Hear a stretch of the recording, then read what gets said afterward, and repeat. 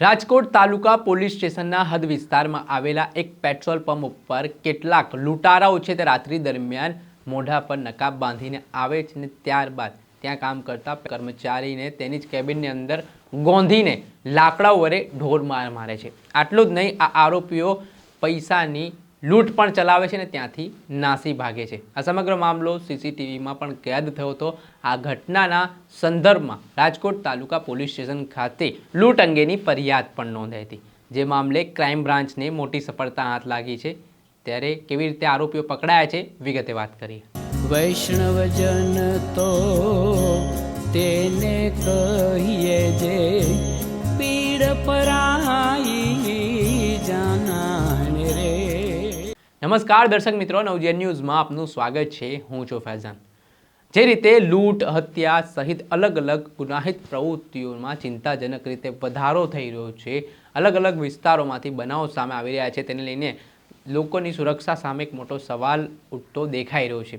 તે વચ્ચે થોડાક દિવસ પહેલાં રાજકોટ તાલુકા પોલીસ સ્ટેશન હદ વિસ્તારમાં આવેલા એક પેટ્રોલ પંપ ઉપર કેટલાક બુકાનીધારીઓ છે તે પેટ્રોલ પંપ ઉપર આવ્યા હતા। તો એ પેટ્રોલ પુરાવાના બહાને જે ત્યાં પેટ્રોલ કર્મચારી હતા તેમને તેમના કેબિનમાં લઈ ગયા અને ત્યારબાદ આ લૂંટારાઓએ તેમની કેબિનમાં જ આ કર્મચારીને ગોંધીને ઢોરમાર માર્યો। લાકડાના દંડા વડે તેઓ તૂટી પડ્યા અને સમગ્ર ઘટનાના સીસીટીવી પણ સામે આવ્યા હતા। આ લૂંટારાઓ આટલેથી ના અટક્યા, જે કેબિનની અંદર પૈસા મૂકેલા હતા 14,000 રૂપિયા જેટલી રકમ છે તે આ લૂંટારાઓ ત્યાંથી લૂંટીને ભાગી ગયા। આ ઘટનાના સંદર્ભમાં જે પેટ્રોલ પંપના ઇજાગ્રસ્ત કર્મચારી હતા તેમણે આ મામલે પોલીસને જાણ કરવામાં આવતા રાજકોટ તાલુકા પોલીસની ટીમ તાત્કાલિક ઘટના સ્થળે દોડી આવી હતી। ત્યારબાદ લૂંટની ઘટનાની ગંભીરતાને લઈને પોલીસે તપાસના ચક્ર ગતિમાન કર્યા હતા, જેમાં સીસીટીવીના આધારે પોલીસે ટેકનિકલ એનાલિસિસ અને હ્યુમન ઇન્ટેલિજન્સના આધારે તપાસનો દોર ચલાવ્યો હતો અને આ ઘટનાની ગંભીરતાને લઈને રાજકોટ લોકલ ક્રાઇમ બ્રાન્ચની ટીમ પણ તપાસમાં જોડાઈ હતી અને ગણતરીના કલાકોમાં પેટ્રોલ પંપના કર્મચારીને ગોંધીને માર મારનાર અને લૂંટ ચલાવનાર લૂંટારાઓની લોકલ ક્રાઇમ બ્રાન્ચે ધરપકડ કરી છે। ત્યારે આ મામલે લોકલ ક્રાઇમ બ્રાન્ચના અધિકારી શું કહી રહ્યા છે એ સાંભળી લો।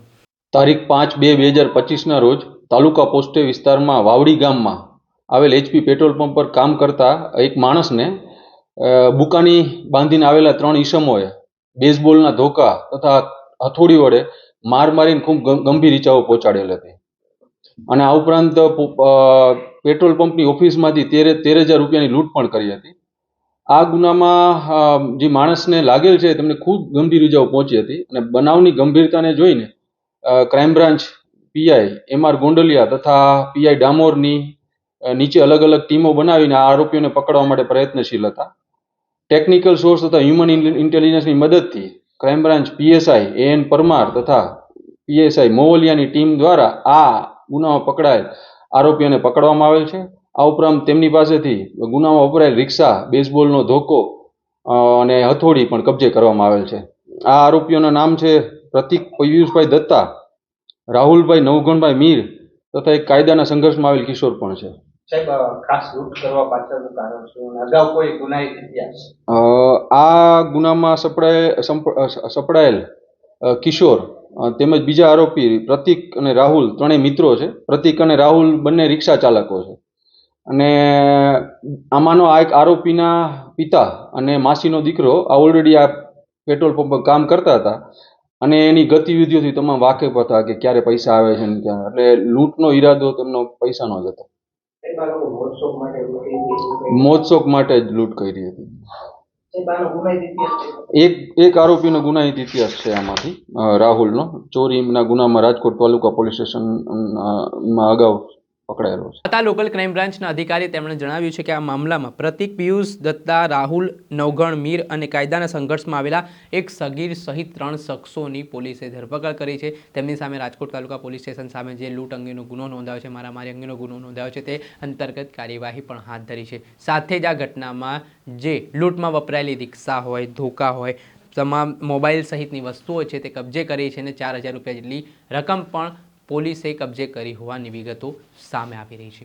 દર્શક મિત્રો, આવી જ ક્રાઇમથી જોડાયેલી સ્ટોરી આપના સુધી પહોંચાડતા રહીશું, એટલે નવજીવન ન્યૂઝની ચેનલને આપ લાઇક કરી લો, સબસ્ક્રાઇબ કરી લો અને શેર કરવાનું ભૂલતા નહીં। વૈષ્ણવજન તો તેને કહીએ જે પીડ પરાઈ